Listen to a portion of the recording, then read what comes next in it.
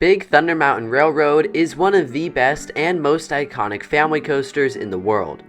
If you know much of anything about Disney parks or really theme parks in general, you have probably at least seen a picture of these roller coasters. Specifically, there are 4 of these in the entire world, but 2 of them located in the United States, and those are the 2 we're going to be focusing on today. These coasters are similar enough that I decided to just lump them into one review, but they also have their differences, which we'll discuss.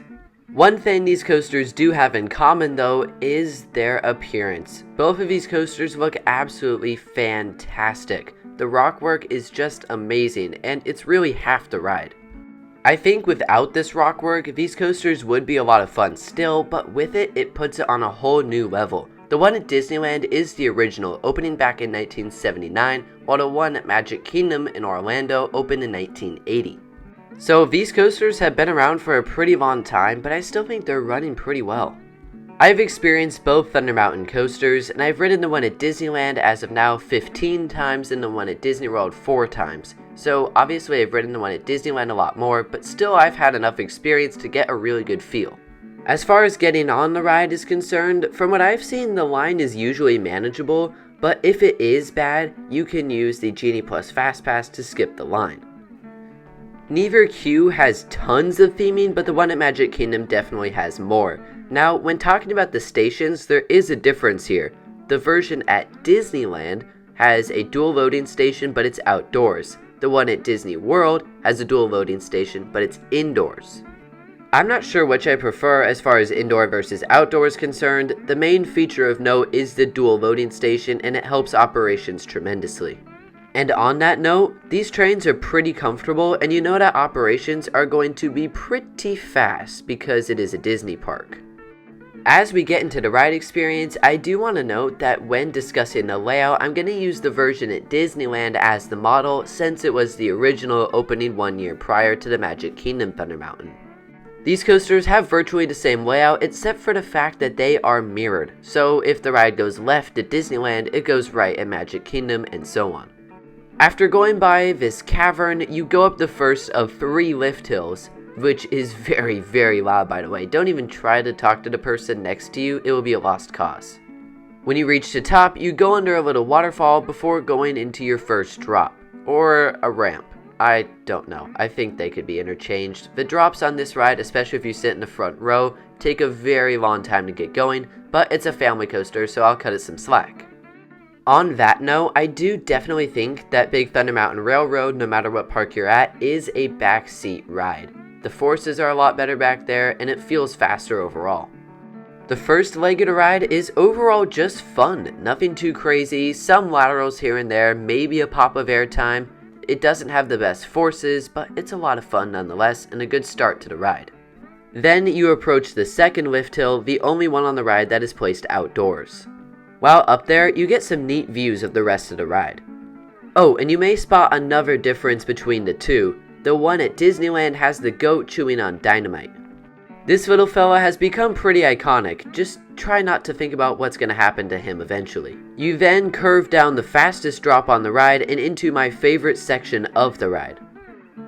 This middle portion is a lot crazier it feels like, and there is a lawn helix filled with lots and lots of laterals, before coming to a surprise airtime pop that gives a great moment of ejector. This moment in particular is one of, if not the, best moments on the ride. And when talking about Disneyland's Thunder Mountain, I think it could easily be the best airtime moment in the entire park, because the park isn't very airtime heavy, and that's a great airtime moment. Now, we're at the third lift hill, and it's time to bring up the biggest difference between these 2 Thunder Mountain coasters.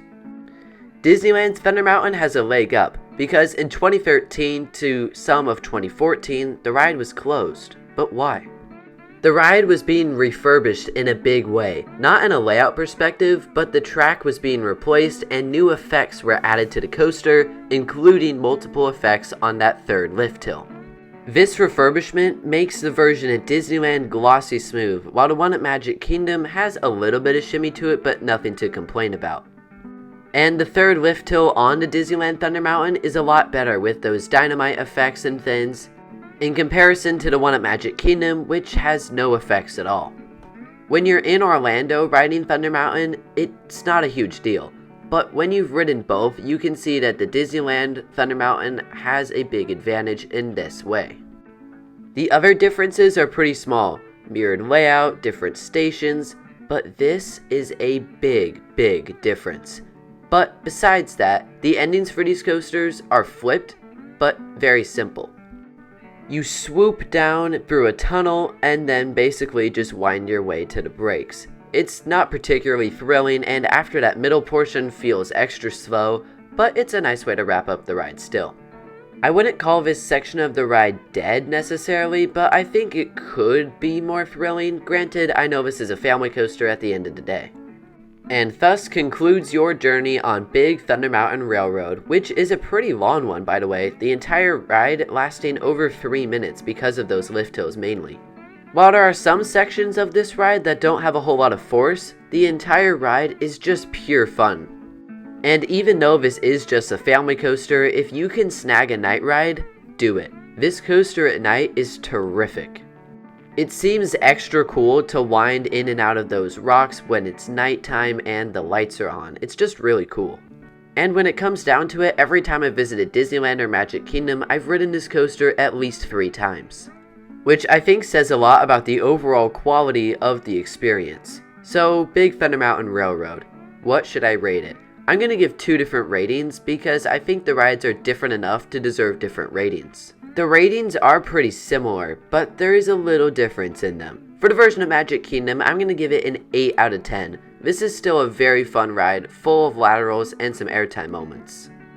But while it isn't rough, it isn't really smooth either, and the lack of effects on that third lift hill does make a difference because the Thunder Mountain at Disneyland receives a 9 out of 10 in my book. That may seem kinda high to some, but as I see it, if I have no problems with a ride at all, then why shouldn't it get a high rating? I think that both of these coasters are among the best at their respective parks. And I absolutely recommend that you ride them when you're visiting either Disneyland or the Magic Kingdom. Oh, and make sure to get that night ride if you can, because it is so much better at night. Well, that's going to do it for this video. Thank you all so much for watching, and I'll see you all in the next one.